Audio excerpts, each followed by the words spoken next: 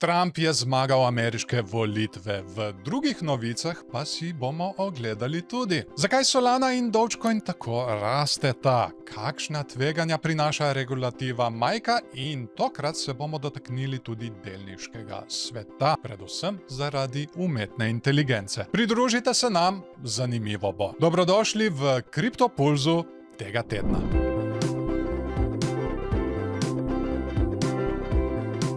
Kriptoskupnost navdušeno praznuje zmago Donalda Trumpa na predsedniških volitvah leta 2024 v ZDA. Čeprav je bil Trump sprva skeptičen do kriptovalut, se je v zadnjem času predstavil kot njihov podpornik. Ob razglasitvi zmage je Trump napovedal zlato dobo za ZDA in obljubil, da bo končal vojno proti kriptu, ki jo vodi trenutna vlada. Obljubil je tudi, da bo ZDA naredil za kriptoprestolnico sveta in ustvaril nacionalne rezerve v Bitcoinu, s čimer želi povečati vlogo kriptovalut v državnem gospodarstvu. Kriptotrg je takoj pozitivno reagiral na novico, Bitcoin pa je dosegel zgodovinsko visoko vrednost pri 75.000 ameriških dolarjih. Je bil tak izid za vas pričakovan? Kar povejte nam, komentirajte spodaj. Trumpova zmaga na ameriških volitvah je prinesla val optimizma na kriptotrg.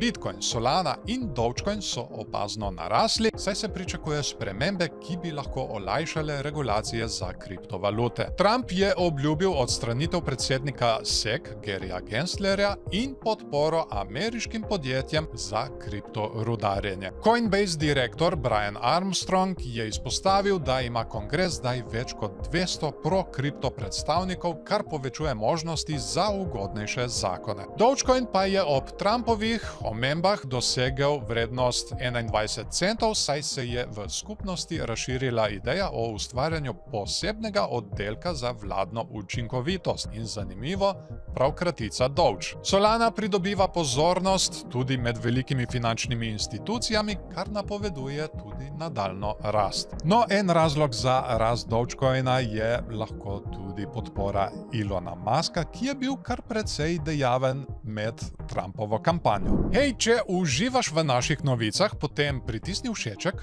komentiraj spodaj in deli s svojimi prijatelji, da bodo tudi oni obveščeni. Ne se pozabi tudi naročiti na naš kanal in nastaviti obveščanja, da ne zamudiš naslednje epizode. Nova pravila v Evropski uniji, imenovana Majka, bodo od izdajateljev stabilnih kovancev zahtevala, da 60% svojih rezerv hranijo v evropskih bankah. Po mnenju direktorja Tetherja, Pavla Ardoino, lahko to povzroči tveganja za stabilnost trga, saj banke pogosto posojajo 90% svojih sredstev. Arduino opozarja, da bi lahko ob morebitni bančni krizi nastala škoda za stabilne kovance, ki so odvisni od teh rezerv. Nova regulativa, ki bo začela veljati decembra, bo verjetno vplivala na manjša kriptopodjetja, ki bodo imela težave z vzdrževanjem predpisanih rezerv. Kljub tveganjem pa so nekatera velika evropska podjetja, kot je Societe Generale, že pripravljena na nova pravila in celo uvajajo nova stabilna sredstva v skladu s predpisi Majka. Če bi morda želeli vedeti več o tem,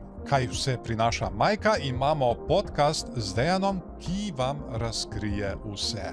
Oglejte si ga. Podjetje Nvidia je doseglo nov mejnik in postalo najvrednejše podjetje na svetu, saj je njegova tržna vrednost presegla 3,43 bilijona ameriških dolarjev, s čimer je prehitela Apple in Microsoft. Rast delnic Nvidia je letos skoraj 190%, predvsem zaradi njihovega osredotočanja na računalništvo in umetno inteligenco. Povpraševanje po čipih, ki poganjajo AI tehnologije, močno raste, zato strokovnjaki ocenjujejo, da bo prihodek AI sektorja do leta 2027 dosegel 420 milijard dolarjev. Nvidiina dominacija na področju čipov za umetno inteligenco jo postavlja v središče rastoče panoge in kaže, da bo njena vrednost v prihodnosti še naprej rasla. Kot sem že večkrat omenil, Nvidia je podjetje, ki med to AI mrzlico prodaja lopate. Zato je to še kako pomembno za vse, ki investirate v AI kripto. Hvala vam, da ste bili z nami in